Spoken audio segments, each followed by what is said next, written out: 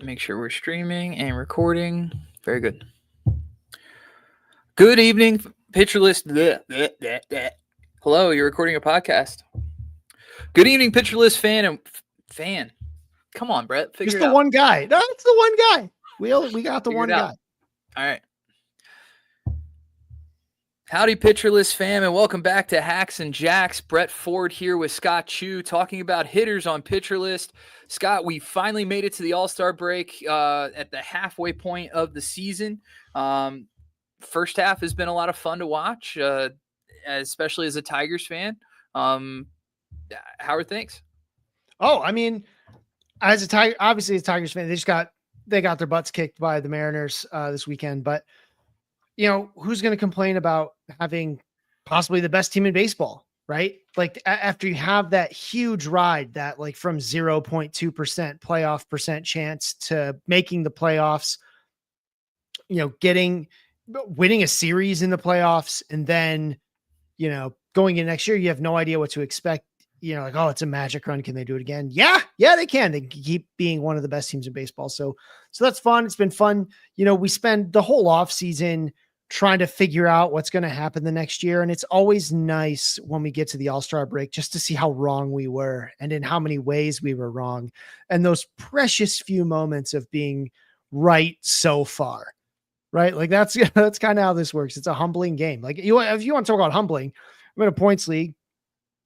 There's a meaningful purse to it. What do I do today? I'm like, all right, we got a bit of a lead. I should play it safe. I bench Kyle Stowers for Tyler Freeman. Tyler Freeman scored all of 0 points. And if you followed the box scores today, you'll know that Kyle Stowers in any, scoring format scored about 1 million, roughly 1 million.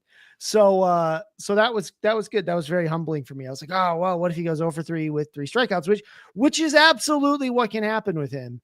Or he can go 5 for 5 with 3 home runs, 6 RBI, 5 runs scored, something ridiculous. Yeah, 1 million points. It was good. But for that move, I would have maintained my lead. But I played it safe and I lost.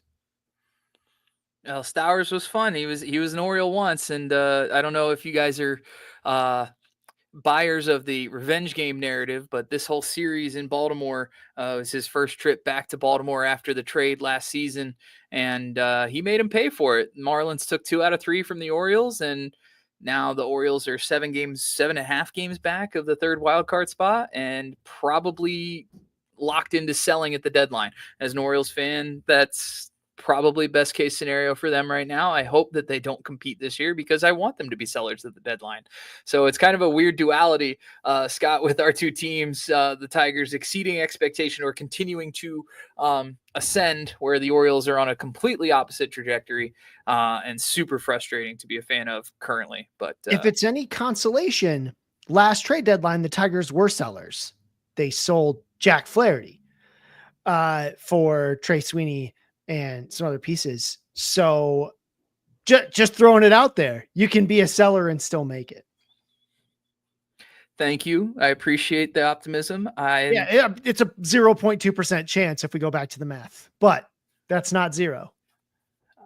I will say I'm going to miss Ryan O'Hearn and Cedric Mullins if they get traded in the final years of their respective contracts.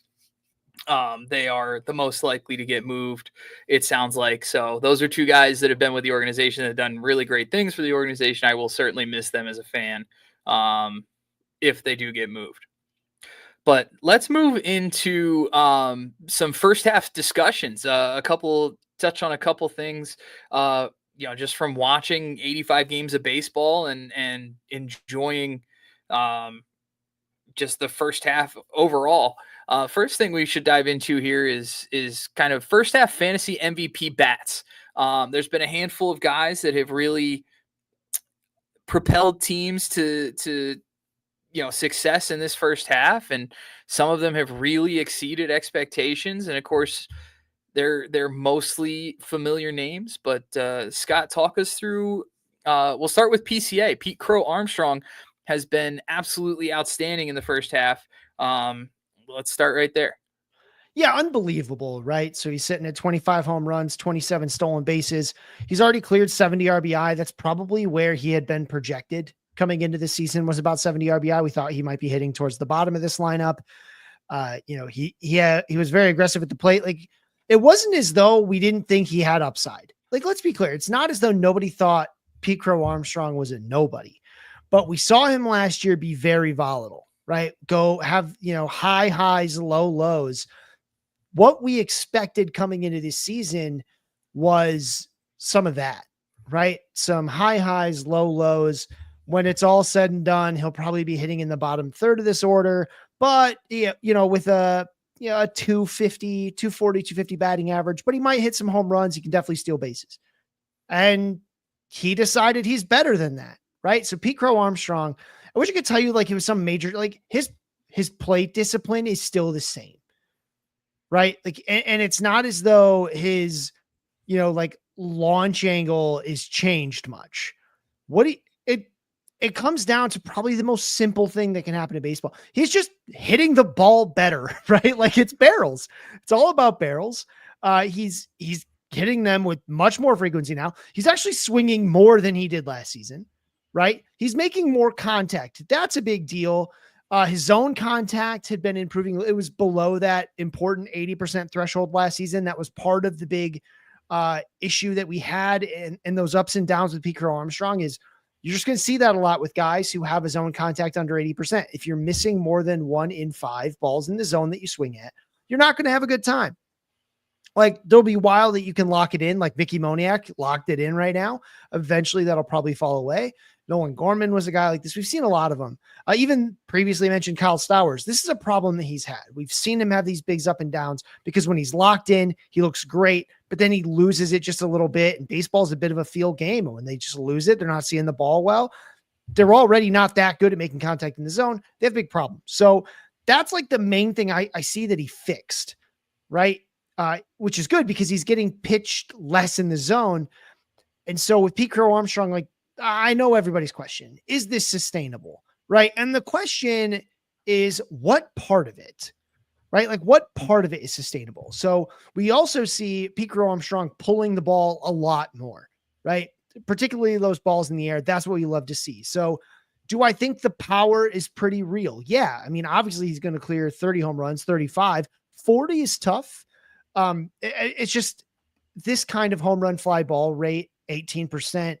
I mean, it can come with a guy who's pulling the ball up, but here's the thing. Batted ball direction is a bit random, right? There are players who have shown they can sustainably keep these high pull rates, right? But for the most part, league wide, the reason that Baseball Savant doesn't include batted ball direction in their X stats, X WOBA and all that stuff, is because they found it's not super predictive league wide, right? League wide, batted ball direction is not very predictive. It's got a lot of randomness to it. I'll compare it to line drive rates, right? Line drive rates come up and down. Most players can't sustain high ones. Most players don't have super low ones. They just have it's in the middle somewhere, right? Like we saw with Lawrence Butler this year, that his highs and lows have mostly come on the back of line drive spikes, and then they come off, and then he's not as hot anymore. And so it's really just sort of heat, right? Quotation mark. That's heat, right? Like there's hitting some extra line drives. Pete Crow Armstrong is pulling the ball more, and it may be something he can sustain, but you should be skeptical of that first when it comes to making the valuation. Trust but verify. He could do this, but I'd really like to see it first before I start calling him top 5 rest of season, right? Obviously he's top 5 up to now, but top 5 rest of season, he needs to keep doing that. Lots of players don't, right? Isaac Paredes does. He always does it. That's just what he does. Pete Crow Armstrong's not necessarily shown us he can do that. In fact, he was doing quite the opposite at times last season. So that's what I want to see with Pete Crow Armstrong to call it sustainable. The speed is obviously real. I think the batting average might come down just a little bit because, again, if he's not pulling the ball as much, some of those home runs aren't going to leave the yard. They're going to go more towards center. They're going to be outs. So we could see, and he hits a lot of fly balls. So that could be an issue there. It's a huge fly ball rate. It's actually, he spiked it again this year. It's over 50%. So yeah, it's all about that batted ball direction on the pulls, right? Even if they're barrels, it's still hard. Like not all barrels leave the yard going to center, right? So that's what's going to be important for Pete Crow Armstrong is that pull rate on those fly balls. Can he keep doing that? I believe he can, but actually doing it is more than just belief, right? It can be random. And he might even lose it, not because he was just lucky before, but he's just unlucky now, right? The difference between a pole and a center hit ball is timing is milliseconds, really. So I know that's a lot and sort of saying nothing on Pete Crow Armstrong, but nothing about this is fake. What we don't know is how sustainable it all is, right? What he's doing, the results are real, right? That's why the expected stats tell you, yes, this is how good he's been. But he's got to keep pulling the ball in the air, right? And he's got to keep making contact in the zone. He keeps doing those two things. He looks like this. He loses either one of those things, he becomes a lot streakier. I think he's obviously still a top 50, probably even top 40 player, or a hitter at least, maybe probably even player, but it becomes more variable if he loses either of those two things. Well, we'll move on from the National League over to the American League, where Cal Raleigh has just mashed the baseball this summer. He is leading the major leagues in home runs. I think he's at 38 now. Let me double check that he didn't hit another one today. He didn't. The Mariners hit 4 of them, and his was not one of them.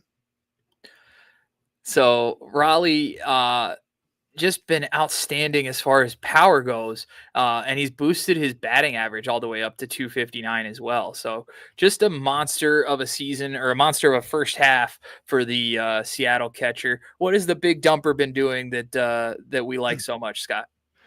So he was always good at pulling the ball in the air. He's good at hitting it in the air. He's good at pulling it in the air, right? That was always the thing with Cal Raleigh.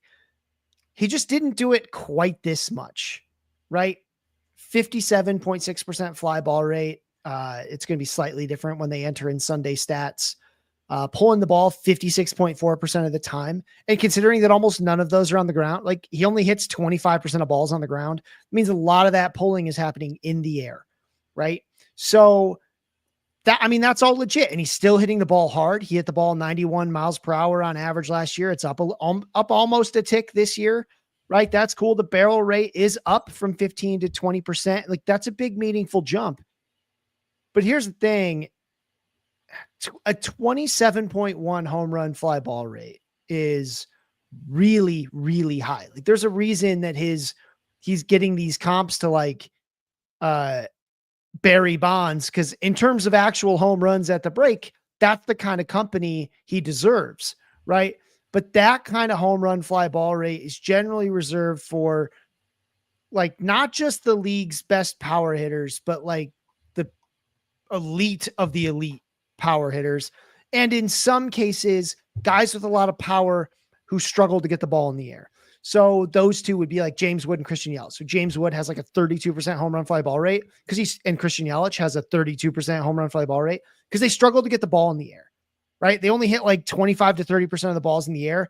And when they do, it's usually because they just absolutely crushed it. Right? They like never fly out because if they've hit it in the air, it's because they've hit it a very, very long way. The other guys who are up at Cal Raleigh's level are Aaron Judge, Shohei Ohtani, Kyle Schwarber, right? Eugenio Suarez. These are like high-end power hitters. So can Cal Raleigh keep doing that? Yes, but to what extent? Right. It doesn't take much for, if that home run fly ball rate comes down a little bit, yeah, it's going to affect his value. On the plus side, he is undoubtedly the number one catcher rest of season. Right. And I think he's undoubtedly in the top 15 to 20 rest of season, even if the pace slows down. Right. And I actually think even if the home run rate comes down, I think the overall production might still be there just because the rest of that offense is starting to get better behind him. Like, God forbid, Julio Rodriguez turned it on in the second half. He looked real good this series against Detroit. He's a guy that if anyone's interested in selling now because like, oh, he had a good series, I'm ready to let go. Not a bad time to kick the tires to see what it is. Right. If you can get him for a top 30 hitter, I think that's a good move.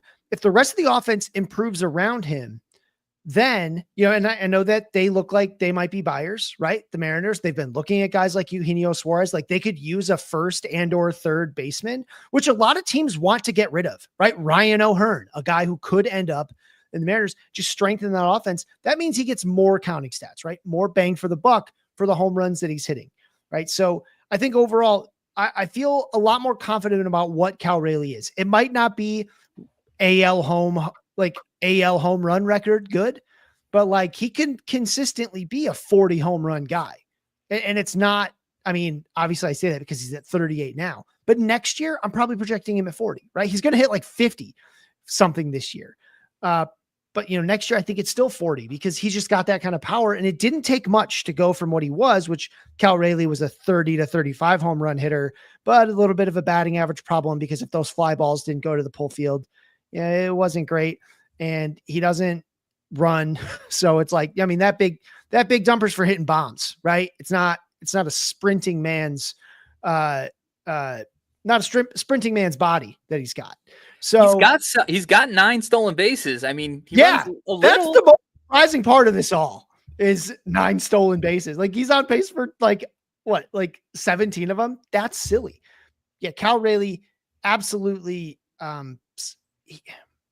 William Contreras was like the guy coming into the season, right? I think this is the catcher. He plays every day. He does all these things. And Cal Raleigh was quite a bit down because like, yeah, but he doesn't hit for any average and it's just 30-ish home runs. A 40 home run catcher who plays every day, that changes everything, right? If you turned up Cal Raleigh's preseason projections up by like 10 home runs, which is a lot of home runs, but if you turned it up 10 home runs, you're like, oh, Cal Raleigh might be the best catcher, right? So I think that's the one to believe in. There's no point in selling though, which is something we'll talk about later, just because of the state of catcher. Lots of people got one. They're not really that interested in trading for one. So if you've got them, hold, enjoy. You're going to keep getting all the power you've been looking for and a catcher who plays darn near every day.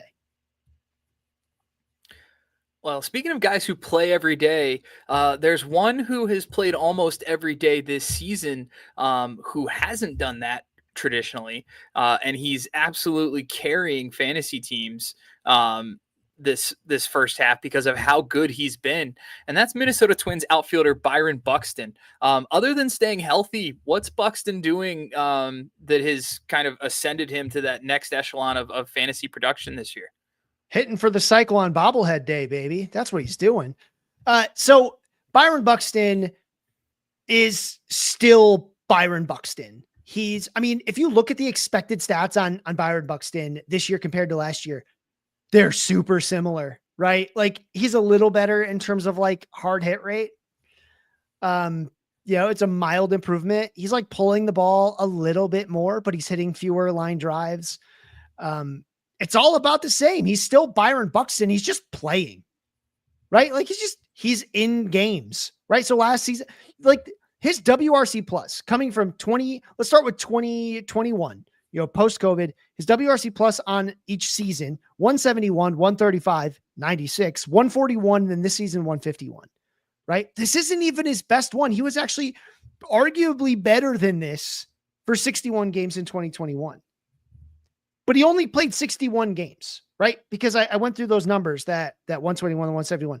The game totals on those years are 61, 92, 85, 102, 77, right? He just don't play. That's the problem. So I talked about this in the hitter list, and it's, look, no one's going to sit here and say like if you tell me Byron Buxton plays the rest of the season, I tell you, okay, then he continues to be a top, probably 15 to 20 hitter, right? Again, we may see a couple up and downs. His plate discipline isn't as good as it once was. And it was never that. I mean, I guess it is as good as it once was because it was never that good, but he strikes out a bit. He's had issues with that in the past. The problem of obviously is that he's played 140 games one time in his career. That was in 2017. His highest total since then was last year, actually, at 102. That means, if you're playing averages, you got him for about half the rest of the season. If he ends up being anything, if he ends up being towards the higher end of his games played total in his career, you got him for about half the rest of the season. Everybody knows that. Everybody knows Byron Buxton's, reputation, that he misses a bunch of time. Him and Royce Lewis. Everybody knows it. You can't sell high on Byron Buxton because you're going to have to give a big discount for that risk. So my argument would be don't trade away Byron Buxton, right? If we're talking redraft, short-term keeper, don't trade away Byron Buxton. Trade into it, right? So say like, look, I might lose Byron Buxton for the half the rest of my games. I need another outfielder or a guy to play whatever, either outfield or utility that he's been playing. I need power and speed, right? Or something, right? Like I need, You've been getting everything from Buxton. He's been a 5-category contributor. You may not find another 5-category contributor. But this is a great time to see if you can go and grab someone maybe who's been underperforming in the first half, who could be one of those things, right? I'm talking Wyatt Langford. I'm talking Julio Rodriguez. This is a great time to take that gamble because it's risk, sure, but it's a great mitigant, right? Because you're like, hey, look, I might lose Byron Buxton, but by then Wyatt Langford might have figured this all out, right? By then Julio Rodriguez might be killing it, right? Like I can take that other risk because Byron Buxton might actually end up keeping me going all the way through, right? And then I've got a great problem, which is, oh, which one do I start today? Oh no, I've got 2 all-stars. What do I do? Like, don't worry about that. Like, that's the kind of move I'd be making. I'd be looking for a buy low in the outfield with big upside to potentially step in, right? I talked about some of the higher name ones, but you don't necessarily have to go quite that big, right? Like you could go any number of ways. You could look at, like, I'm just going to try to quick scan, see who's been underperforming. Like if you don't need it to be a specific position, maybe you can get Freddie Freeman, who looks like that injury's been bothering him a lot, but he's about to get a week off, right? He could very well turn it on for the second half. That'd be something I'd be interested in. If someone's trying to sell high on Joe Adell, that's definitely a move I'd be looking to make because he's got that kind of talent. Marcell Ozuna is a guy who, obviously he's looked really bad and I've been moving him down the list hard, but it wouldn't be that hard to get him, right? Like you could put in a pretty decent offer and probably get him because people aren't trying to hold on to it, right? I think those are the kinds of moves I'm trying to make if I have Byron Buxton because I want to keep going, right? Your team's probably in pretty good shape right now with Byron Buxton. So look at those guys who have underperformed and try to get one of them to see if, like, hey, by the time Buxton goes down, if he goes down, maybe this other guy can step in and really start taking off for me.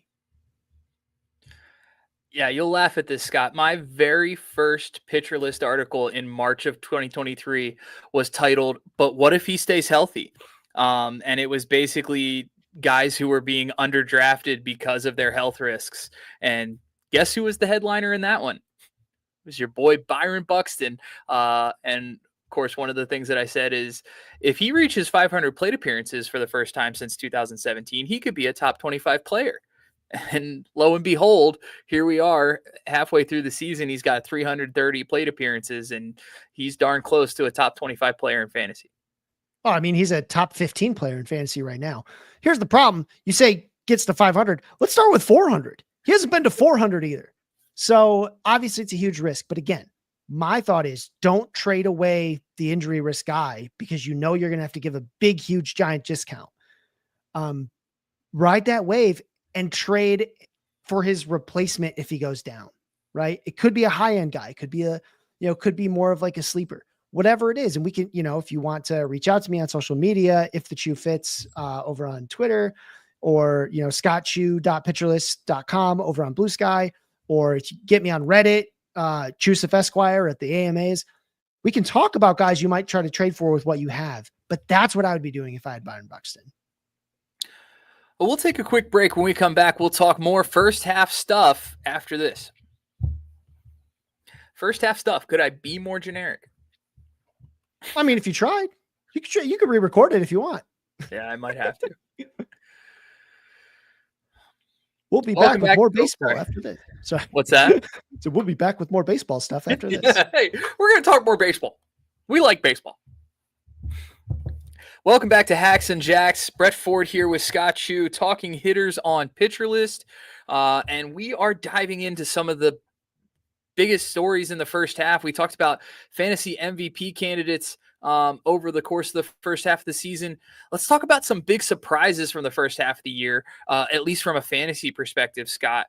And one of the things that kind of went differently than I envisioned it, especially in my draft preparation, was the way that the first base position has played out so far. Just the depth of first base and versus the way that I prepared for it. Like I went into drafts thinking I need one of the top 4 guys, or I'm just going to be at such a deficit at the position because there's so much of a gap between those top 4. and the rest of the field. But it hasn't necessarily played out that way. It's not just that it's deep, Brett. It's how it got deep, right? So a position could be deep because a bunch of the guys we drafted at the top all stayed good, right? Like, oh yeah. Oh, and some of the guys that were definitely drafted, but maybe not drafted quite so high, maybe they're doing good too. So it's super deep, but not anything you can do anything about, right? Either you drafted it or you didn't. That's not what's happened with first base, right? Because with first base, it's been loaded with guys you did not have to draft, or maybe that even got dropped early in the season, right? We're talking Michael Bush. We're talking Jonathan Aranda. We're talking Tyler Soderstrom. We're talking Spencer Torkelson, who at the beginning of the offseason, we didn't even think was going to make the team, right? Yandy Diaz likely got dropped in some places, right? Like Gavin Sheets has been incredibly useful, right? Like Nolan Shantuel has his flaws, right? But you've been able to use Ryan O'Hearn at times, Alec Burleson at times. Alec Boehm has been cut, and if he was, you can still go get it, right? Like a lot of these, Wilmer Flores was a star for about a month. Ben Rice was a star for about a month. Like there's been so many options at any given moment at first base. Options that are actually available to you on the wire. That's what's made it so different. So many of these guys coming out and being useful for a decent chunk of time, if not, this whole time, right? So not all of them have been useful the whole time. Like Paul Goldschmidt was very good for a while, and then he's really kind of come down lately. And same for Tyler Soderstrom, although it seems like he might be coming back up a little bit. Like, and that on top of the guys we did draft also being good, right? Pete Alonso has been strong. Matt Olson turning it back on. Josh Naylor has been good. Cody Bellinger has looked good, right? Freddie Freeman has obviously come down in the last, couple of weeks, but he certainly started strong, and he's, overall still a top 15 first baseman, right? The only real, I guess, disappointment out of the early first baseman is Bryce Harper because he was hurt. I guess like Jake Berger, but he wasn't a top 100 pick, right? Like that's it. Those are the disappointments at first base. So like, yeah, it's deep because everybody's doing it. Everybody's getting involved. And then guys we didn't think would get involved also are getting involved. It's made the position just crazy, crazy deep. And again, the most important point to me, and Vinny Pasquantino, who probably got cut after a bad April, has been very good since then. Lots of guys that have been available off the wire. That's why people have said, well, oh, hey, I have Aranda and I have Torkelson. Should I trade one? And what I've said is that's going to be really tough because everybody's got a first baseman, right? Now, in some formats, some of these guys might have position eligibility other places, right? And I mean, I think that, there was a lot of excitement about Ben Rice getting catcher eligibility in some leagues, and I don't think that's gone anywhere. Obviously, I didn't even mention Nick Kurtz. Nick Kurtz has been obviously really turning it on of late. Everybody's got a first baseman, right? And it's sort of like, I felt bad. There was people like, oh, should I be the one to go get Nick Kurtz? And it's like, well, no, you've already got two of them and you don't have one to play, right? Like you've got you've got Michael Bush and Josh Naylor. Go get Kurtz if you want, but it's just going to burn a spot on your bench, right? Like, oh, I'll try to trade him. Everybody's already got a first baseman, right? There's like 15 of them that are good in a 12-team league. Everybody's got one. So that to me has been the big surprise. It's all the guys sort of who were like, basically every first base sleeper hit. Like everyone that we were like, oh, but maybe, right? Jonathan Aranda was like barely ranked, but I was like, but maybe, what if, right? Oh, Spencer Torkelson's going to make the team. Hey, maybe. Tyler Soderstrom showed some power last year. Hey, maybe. It all worked. It's like ridiculous. And you know what? We'll take it. I mean, you got to take your fantasy wins where you can get them. And this year we got him at first base so far. So hopefully that sticks around for the second half. A position that's kind of similar to first base in as far as the way it has panned out in this first half with a lot of guys emerging and kind of like you said about first baseman being available at some point over the course of the season has been shortstop as well.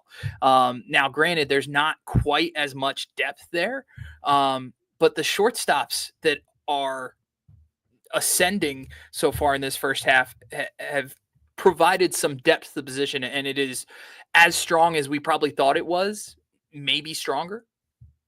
Yeah. So a couple of years ago, the thing with the thing that we had with shortstop was it was like so loaded all at the top, right? It was just silly how good it was in terms of just like the first guys that went in the top like 25 picks, right? Like it was Lindor and Witt and Turner and like just like everybody.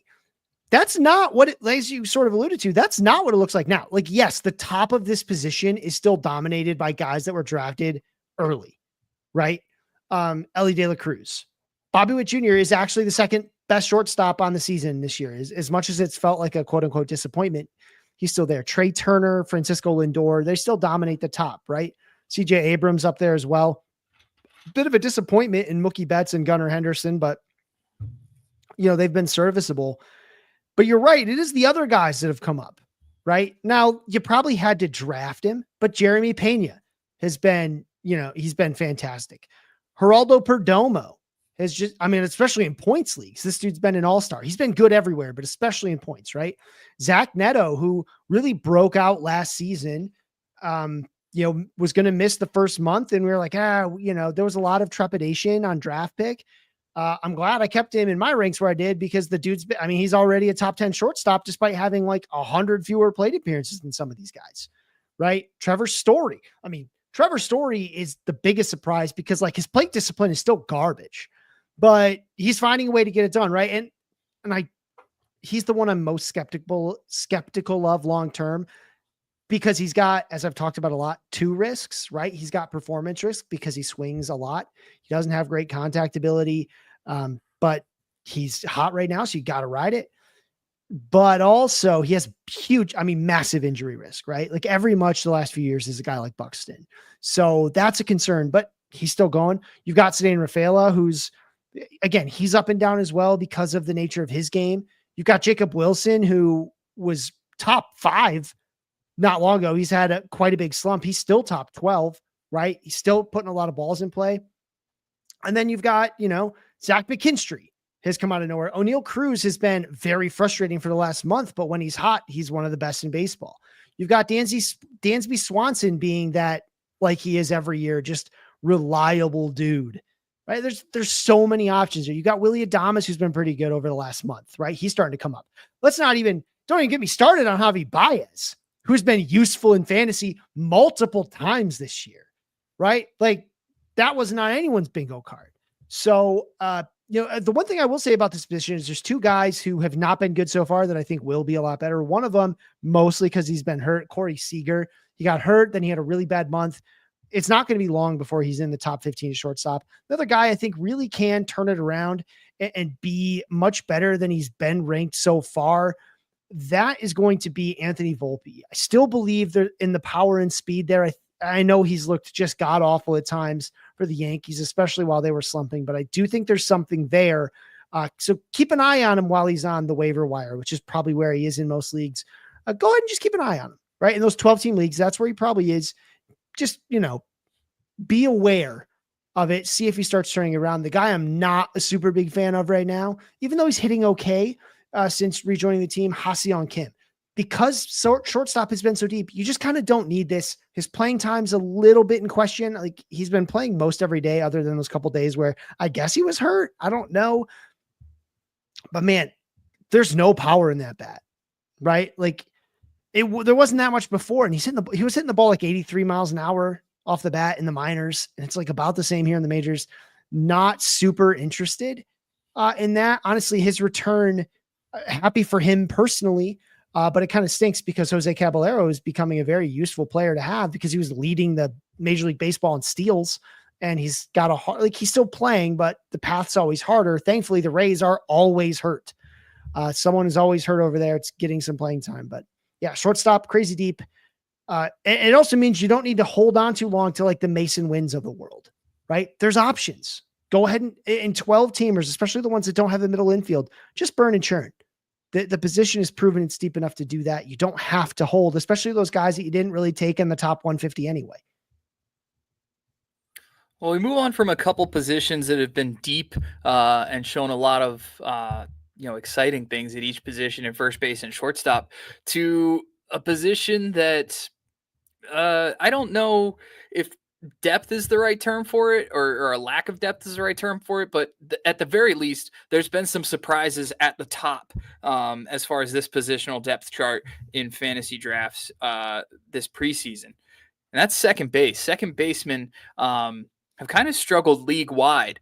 And, fantasy managers who may have waited at the position in the draft are getting paid off for it more than maybe the ones who took second base early. Yeah. There are no second basemen in the top 30 hitters so far in terms of performance this season. There's not a single one of them at second base.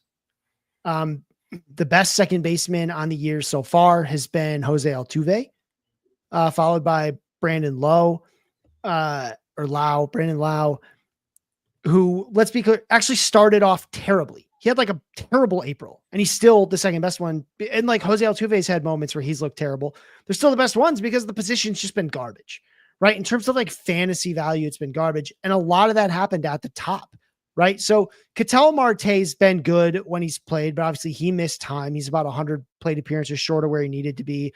Bryce Terang has been, pretty good. Michael Garcia has been pretty good. I don't buy the home runs. Like, I don't think he's going to get to more than, I still think Michael Garcia's max is like 15. And that's a lot more than he's ever hit before. I think his record's like 7 or 8 or something like that. He's not a home run hitter. And like Jazz Chisholm's been pretty decent.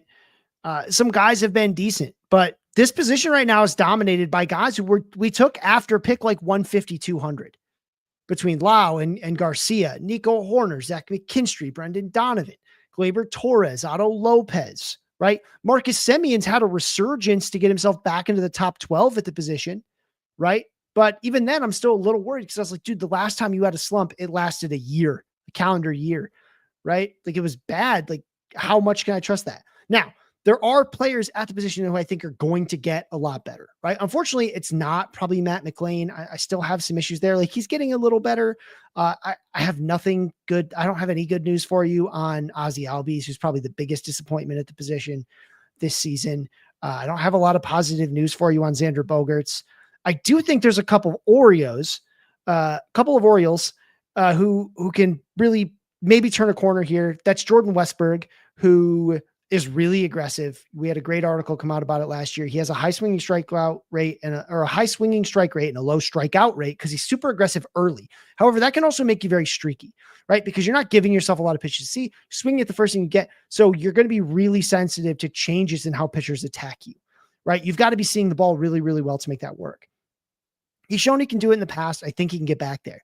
I'm actually even more excited about Jackson Holliday. He's currently number 13 across second baseman, according to Fangraphs Player Rater. He's seen the toughest pitching of anyone, according to our PLV metrics, I think in the month of June, where he was at least in the top 3.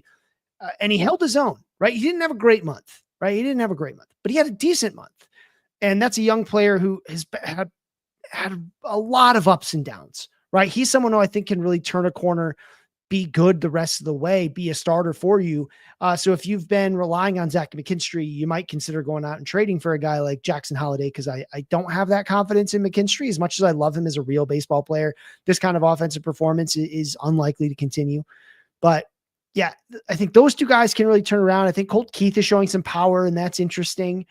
But like after that, there's not a lot here. Like, there are guys who might be better than they were. Like Jonathan India might be serviceable the rest of the year, but he was never exciting in the first place, right? And the other was Brooks Lee, but he'll probably be okay for a while, right?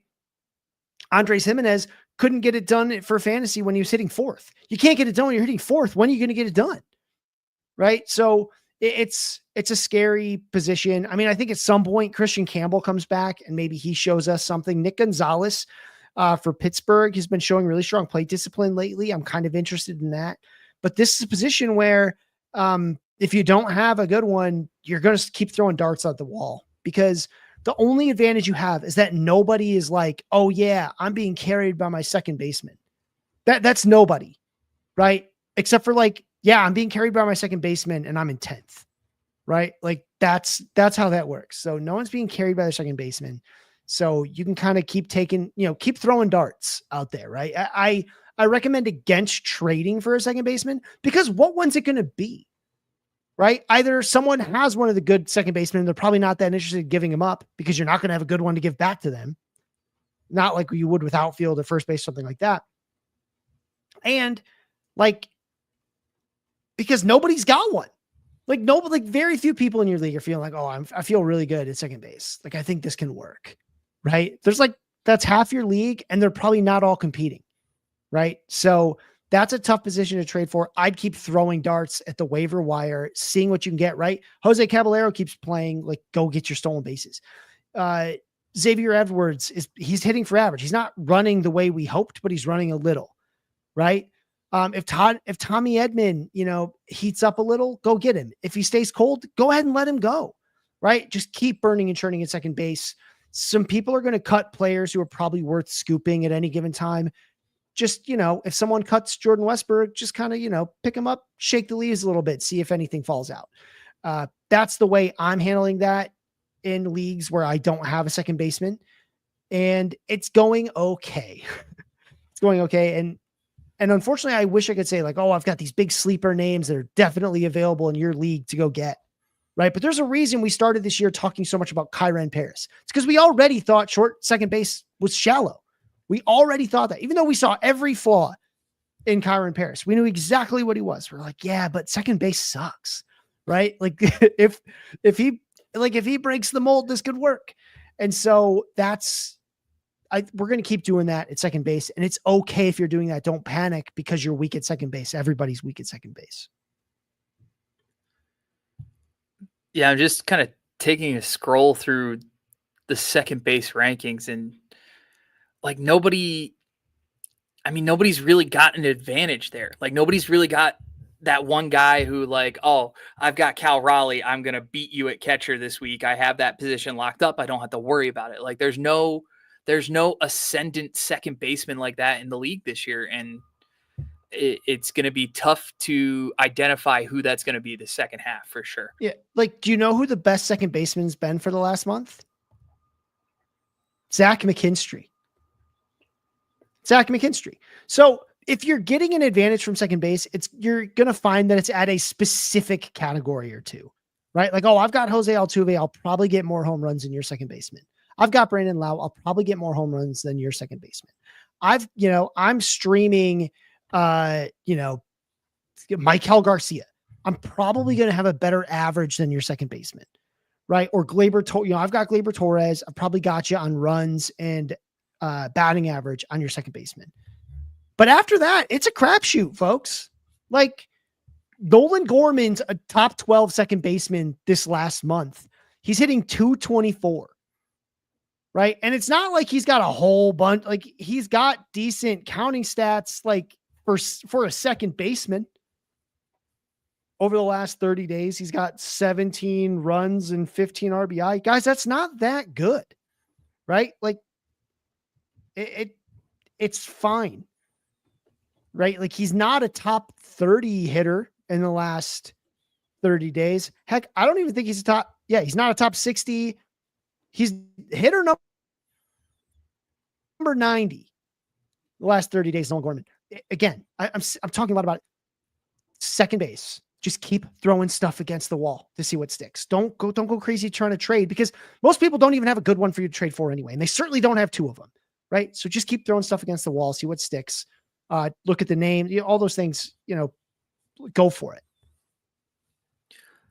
We'll take a quick break. We'll be back with Scott's top 150 hitters list, the All-Star break version, after this.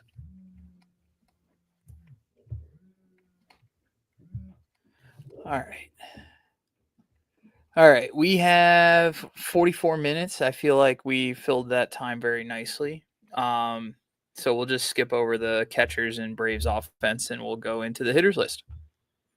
Cool. Welcome back to Hacks and Jacks. I'm Brett Ford here with Scott Chu. Every week, Scott puts out the top 150 hitters list on Pitcher List. It's a ranking of all the hitters in fantasy baseball, or at least the top 150 of them. Scott and I talk about the guys who have risen in the list over the past week, as well as the guys who have fallen. So we'll talk right into the risers, Scott. Let's start in tier 7. Ranked 44th overall, up 12 spots this week. Houston Astros corner infielder Isaac Paredes. Yeah, so Paredes has moved in the leadoff spot. He started doing that on June 28th. He's doing fairly well. I wish he had more counting stats, but this Astros offense is really up and down. That said, in the leadoff spot, 61 plate appearances, he has a 9.8% walk rate and an 11.5% strikeout rate. That's exactly what you want to see. He's hitting 278, 361, 481 in that leadoff spot. It's only 9 runs scored, though. I think that number can get a bit better as this offense kind of finds its footing a little more. It kind of stinks that we've seen Cam Smith come down a little bit of late. He could really help that offense. Getting Yordan Alvarez back whenever the heck that's going to be would be a huge lift here. But he could absolutely keep this leadoff spot. They didn't really I think they like having Jose Altuve hitting in the middle of the order now. Even when Jeremy Pena comes back, there's a spot for, there's a spot for Paredes at the top of that lineup. This is a guy, I know he has not actually been a top 50 hitter so far this season, but I'm telling you, just wait. He's built for this park. He's hitting the ball well. The results aren't quite what we want, but he did hit 2 doubles today. He's got 3 home runs so far out of this leadoff spot in his last 61 plate appearances. It's going to come, right? He's going to get, I still think he's a pretty darn good lock for 30 home runs this year. If not 35, if he goes on a little heater. The ratios are as good as they've ever been. He's probably going to set a career high, I think, in batting average and OBP. Slugging is a little hit or miss because he hit a bunch of home runs in Tampa a few years ago, but Isaac Paredes is the man. Just buy in if anyone's selling, right? And you can always get people to sell Isaac Paredes because if they don't know about the pull rate thing and how he only ever has to hit the ball about 340 feet, they'll go look at his StatCast sliders, see they're all blue and be like, oh man, this guy's getting lucky. No, he's not. He makes his own. Well, let's say he is. He makes his own luck because he always hits the ball straight down the freaking foul line.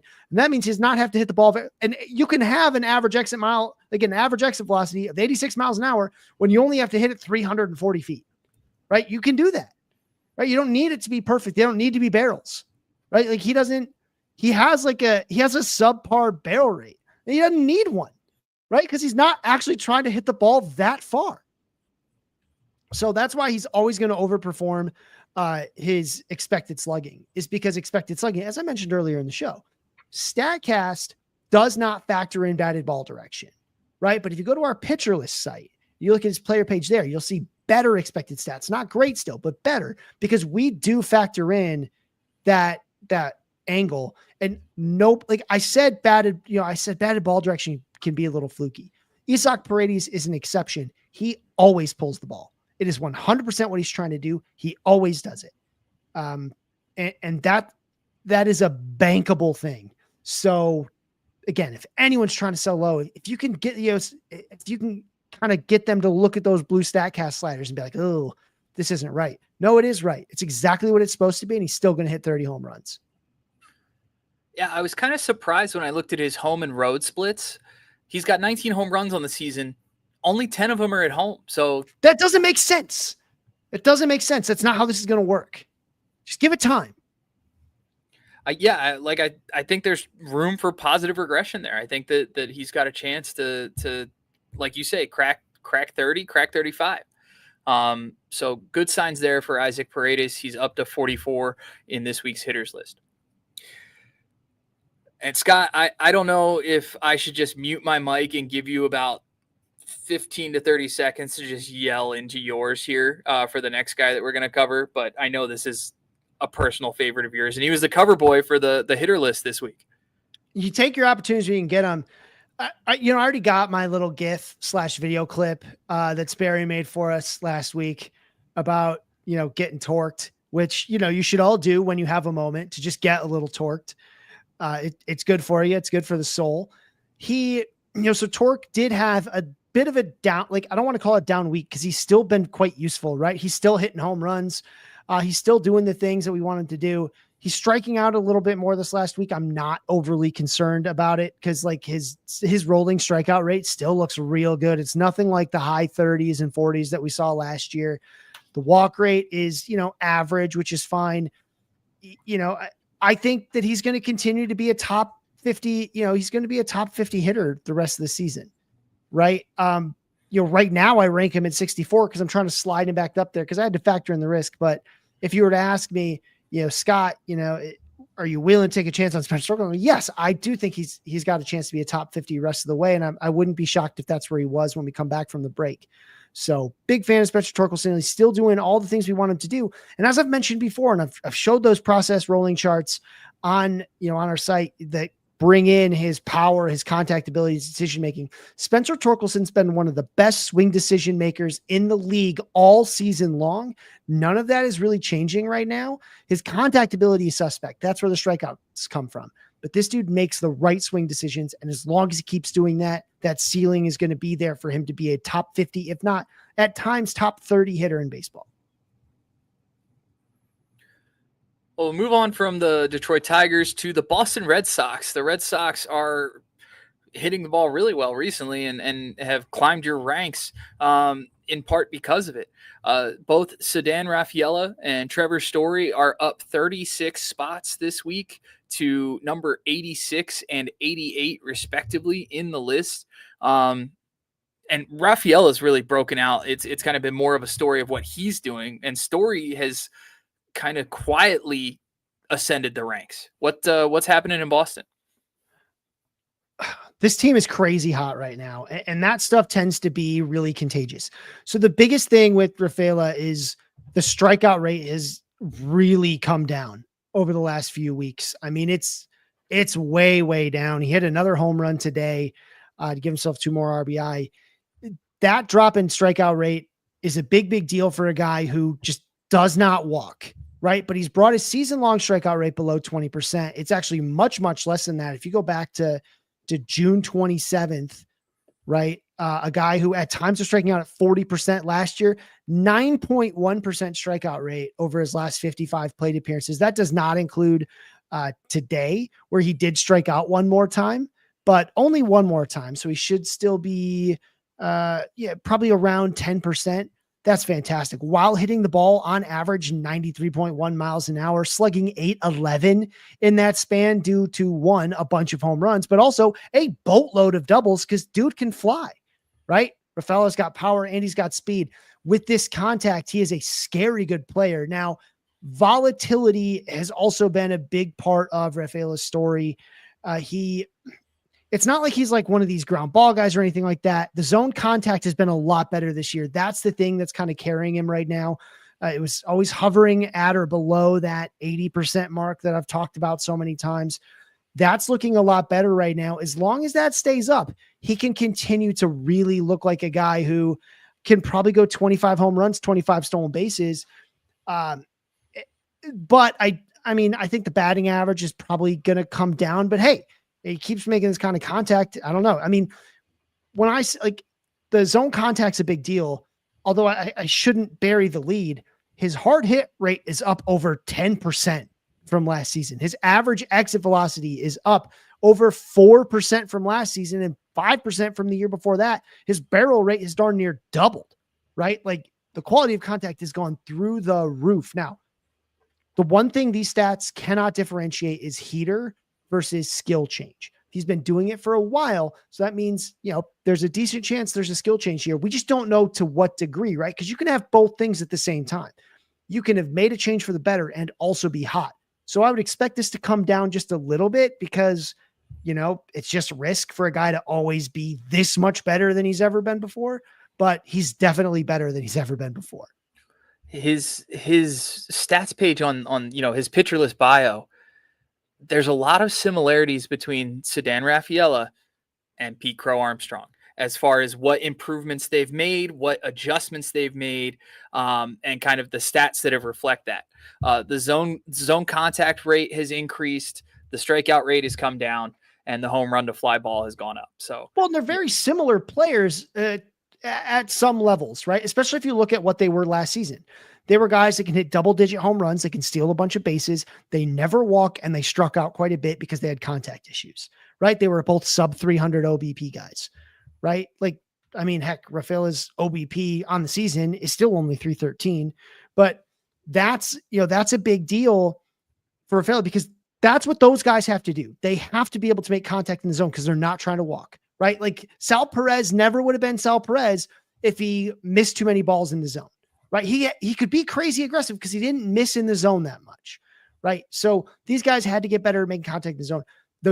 The best versions of Rafaela and Pete Crow Armstrong are what we're seeing right now because they make all those changes at once without giving anything else up. Can they keep doing that? To some level, yes, maybe not this level. That's like the big, whenever we're like coming out and as analysts, we're saying, oh, well, he's not this good. What we mean is, at least for these two guys, they absolutely can do this. They just may not always be doing all of these things at once. We'll take a look at tier 11, ranked number 95 overall. He's up 31 spots. That's New York Yankees outfielder Jason Dominguez. Dominguez hitting well for the Yankees and is rising up your ranks because of it. He jumps into the top 100 hitters this week. Tell us why. Well, he started leading off. So he led off 4 times this week, 4 straight games against righties. They had 2 games against lefties over the weekend. He played one of them. He didn't play the other. And of course, since then, he's not done a lot of hitting, but he did have that 3-hit game on the 9th. He had a 2 home run game on Independence Day. He's been rattling off these. In fact, his last 5 games with a hit are multi-hit games. He just has 3 games without hits in that span. But look, he's hitting the ball crazy hard. He's doing the things they want him to do. And this team is in dire need of a leadoff man. And unless they go and trade for one, which I'm not so certain that they will, Dominguez fits the bill about as good as anybody, right? Like that's secretly, that's been my hope for Anthony Volpe, is that he makes some of the same changes that we saw with Rafaela and Pete Crow Armstrong, because he's got some of that stuff. But that's the guy I want to see. Like I wanted to see Volpe, but Dominguez, obviously every bit as talented and certainly playing better right now, not by much over the last 7 days, but over the last 2 weeks or so, he's definitely been better. If he gets that leadoff spot and can maybe play every day, things could really change for him. We've seen Trent Grisham really just lose a ton of playing time. He might be a casualty of this. Giancarlo Stanton kind of eats up that DH spot, but left field, Dominguez is starting to make a bid to say, I should just be the left fielder every day. We don't need to move Bellinger into left so that Grisham can come in, all these other things. I think he's going to make that bid, and he's doing a darn good job of it. So I'm excited about what he could be. Well, we'll take a quick break. We'll come back with the fallers on Scott's top 150 hitters list after this. All right, we're at 57, 58. You want to just rattle through these 5 guys quickly and we'll get out of here? Oh, yeah. Beautiful. Welcome back to Hacks and Jacks. I'm Brett Ford. He's Scott Chu. We're talking fallers on the hitters list this week. Scott, we've got 5 names here that have fallen, ranging from a small fall, like a 1-tier drop, all the way to a 54 spot free fall. Talk us through these 5 names. We've got Seattle outfielder Julio Rodriguez, San Diego Padres outfielder Jackson Merrill, Los Angeles Dodgers shortstop Mookie Betts, Kansas City Royals third baseman Maikel Garcia, and Pittsburgh Pirates outfielder Brian Reynolds. Yeah. So Julio Rodriguez, he makes a bit of a dip. There's a lot of hitting is really deep in the top 50. He falls, of course, right after that. He has an excellent series against the Tigers. And I do think he might be on the rise, but the question still remains about power. I think I know what Julio Rodriguez is everywhere else, right? I think he can hit for a decent batting average. It'll be a little volatile. I know he can steal bases. I know he's going to hit in the middle of this order pretty much no matter what. I don't know exactly where the power is. Is it 20 to 25, or is there still that upshot of being a 30 home run guy, which we've seen in the past, where he's pushing to be like a top 5 hitter overall? We don't know that yet. I think he's a great player to buy if, especially again, as I talked about a lot earlier, if you've got like a Byron Buxton in a hole and you need to make a push, I think he's a great guy to go for. I also think he's a guy that maybe you trade out to mitigate risk if you've been sitting in. I mean, you can look at it a couple of ways if you've been sitting at the top of the leaderboard for quite some time, but if you're in need of power, maybe you go and trade Julio Rodriguez and get safer power, and that kind of thing. But so he's a guy I think that's going to get traded in a lot of leagues, but I still like him overall, right? I still rank him in my top 50, but it's going to be hard. It's harder now than it was obviously many times earlier this season to see that path back to being like a top, like back into being like a tier 2 hitter. I'm not sure I see that. Jackson Merrill, power, right? So Jackson Merrill always had a great hit tool. We knew that. And I was very skeptical of Merrill's power last season. He won me over eventually, but it took a long time. And so what does he do? Of course, the power goes out, right? Now, maybe it's just the injury thing. And again, it's very possible that Jackson Merrill's rookie season is basically where he caps out in terms of power, right? Growth is not linear. Guys sometimes hit the most home runs they're going to hit kind of earlier in their career, and then just kind of stay around that mark, right? He's got 7 through 63 games right now. That is probably, if he played a full season, this would still be about 10 home runs off the pace that we'd really like him to see. He's lost 83 points a slug from last year. I think the batting average for Merrill's definitely going to go up, right? I'm surprised he hasn't stolen any bases. That's been another concern, but like the power speed numbers are a bit off-putting for me right now. I think everything else will correct itself. I think the batting average will be good. I think he will steal a couple more bases. I don't know how many, but certainly more than one in his next 63 games. But the home runs, if he's only a 15 home run hitter, he moves down quite a bit because it just takes so much ceiling off the top that it scares me. So that's kind of where I'm looking at Jackson Merrill right now. And let's keep going, right? Power is also my issue with Mookie Betts. Everything I look at from our PLV numbers, Mookie Betts is just not showing any power really at all. Not with any consistency, right? He'll hit some home runs here and there, but I think the power might be gone for Mookie Betts. Like not gone, right? Like, but that number we saw last year with him, I think it was 19. He's going to have a hard time getting to that, right? He had 19 home runs last year in 116 games. He's only got 11 through 88, right? Like it is a slightly uphill battle to get to 10, right? Like 10 more so that he gets to 20. And again, I do think the batting average can come up. This BABIP is like crazy, crazy low. I know that his expected stats are down, but like they're not this far down. I think that he can at least be a 260 or 270 hitter, even if he's not the 300 hitter that he's been at times in his career. I think the counting stats will continue to be there because he plays for the Dodgers, right? That's something he's going to get, and that's going to keep that floor really high. That position eligibility really helps, but he's been a negative asset on your team for at least the last month, if not a little longer. So it's a big concern, especially for the power. He's not a player I'm targeting in trades as like a buy low, right? I think that he's a fine hold if you need what he might be able to do, right? I think he can get better in the average. I think his OBP obviously will improve. I think he'll continue to get runs. He'll get more RBI than you would expect for a guy with these kinds of numbers, right? Like he's got no business having 45 RBI right now. And like that's through 88 games. That's not a ton of RBI, but it's certainly a lot more than I would expect him to have with, while hitting 246 and slugging under 400, right? But that's because he gets to hit second every single day. So there'll still be value there, but your chance of getting anything close to what you drafted for are out the window. You're lucky if you can get a top, 75 player rest of the way. I think that's kind of where we're at with Mookie Betts. Obviously I rank him 56th because I still want to say like, hey, there's still some potential to be even a top 40. If any power comes, if the power starts coming back, everything changes dramatically.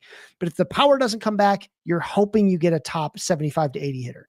My 56 ranking is hedging a little bit to say we might see the power come back, right? We might. I can't understand why it's gone so quickly, so completely, right? Something must be up. Hopefully it comes back. If it doesn't, you still get a top 100 player because of all those counting stats, but not by as much as you'd like. All right, I guess I'll keep talking power, right? Because that's another Michael Garcia. Michael Garcia was hitting for a lot more power earlier this season. A lot of that has disappeared. The difference with Garcia over these other guys is I never thought Garcia really had that much to begin with. I was willing to be proven wrong. He's been a top 50 hitter so far on the season, but that's really driven by, I mean, his May and June were really good. And at the end of the season, a guy having 2 good months doesn't mean a lot to us. But at halfway point, having 2 good months means you're a top 50 hitter. But he has not hit a home run since, let's see, June 18th, right? And that's his only one since June 7th. He had a back-to-back games with a home run a little before then, but it's nothing since then. Michael Garcia at times has shown like, oh, maybe he's a home run hitter, but he hit, I think 4 in the first couple weeks last season and ended with 7. And he played the whole time last season. He's got 8 right now. Getting to 12 is an uphill battle. So I'm not sure how much I believe in Michael Garcia's power, but everything else is still there, right? Like, I think the counting stats will get better. I think this offense, I'm still waiting for Bobby Witt to have that summer like he had last year. He was the best player in all of baseball. He's been good, but he hasn't been great at times. I think he can be that great. And when he does, it changes really how this whole offense looks, because now you're finally scared of somebody. You're not just scared of someone in theory. You're scared of someone for real, especially from the power department. They just don't have big power on this team, especially with Sal Perez struggling so much to begin the year. Now he's coming back around. This offense might get a little better, but Garcia still looks like a guy where his main value is that he's going to steal 30 bases. But what we have seen from him, to say something nice, he's improved his launch angle just a little bit. He's improved that barrel rate just a little bit, that hard hit rate just a little bit from last season. That means the batting average has gone way up. He's got enough speed. He's got, what it takes to have a much better batting average than he's shown in the past. So I think that part can stick around. That's why he's better than he was last season, but I still don't think that there's a top, he's been a top 50 hitter. He's been a top 50 hitter on the year so far, and I just don't see that. And I don't have anything to say about Brian Reynolds besides he falls a long, long way because he's not looked good at all. A trade would be good for him. Oh, and the name that's not listed here among the fallers, Ozzie Albies, fell off entirely. So Ozzie Albies is not ranked at all right now. He's in the taxi squad. Yeah, you can cut him. 12-team leagues, you can let him go. 15-teamers, you probably got to hold. Deep leagues, you got to hold. Dynasty, you got to hold. But in a redraft, you can let him go. Just go take a shot at second base somewhere. Yeah, it might blow up in your face a little bit, but you can't keep waiting. Not if you're competing. There's just no signs of life, and there weren't that many last year either. Well, that wraps up Hacks and Jacks. Scott, tell people where they can find you and your work. Yeah, you can find me on Twitter at if the Chu fits, if the CHU fits. You can find me on Blue Sky, scottchu.pitcherlist.com. I'm only posting like 2 or 3 times a week right now because that's when I remember to look up a chart to show you all. But if you want to see charts, that's what I do. And you can find me on Reddit, u/Chuseph, CHUSEPH Esquire. I do the AMA every Friday with Nate Schwartz. So finally got some help there. So we get to answers a bit quicker right out the gate, especially on your pitching questions. So please come out, hang out. There's tons of great questions that come in there. They just fly in all day and really all weekend. And of course, the hitter list comes out Wednesday night, Thursday morning is where it's been because real life is a pain in the butt. And I got too many kids, but occasionally I'm able to get it out on Wednesday. Otherwise it'll be Thursday morning, midday. And I'm Brett Ford. You can find me at Fade That Man on Twitter. You will probably see my Fab Insights column on Sunday afternoons, just discussing NFBC formats and Fab bidding. And that comes out on Sundays. And just a quick shameless plug for Pitcher List's sister site, QBlist.com. Football season is about to start, and I'll be working over there alongside of a lot of talented people talking football this fall as well. So keep an eye out for that as well. But for Scott, I'm Brett. That's the last episode of the first half of the season for Hacks and Jacks. Can you believe we made it this far, Scott? Kicking and screaming, you've dragged me. What do you mean about to start? Starts in September. September. Get out of here. July 31st. I'm pretty sure the Hall of Fame game's on July 31st. That's not football. Is still football, sure. That's in the same way that spring training is baseball, baby. Yeah, we don't say, the fantasy season starts here in March. Get out of here. February. Get out of here.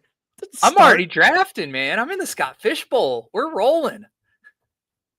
I can't yell at you because I draft far too early as well. But like to say the season's almost here, it's not.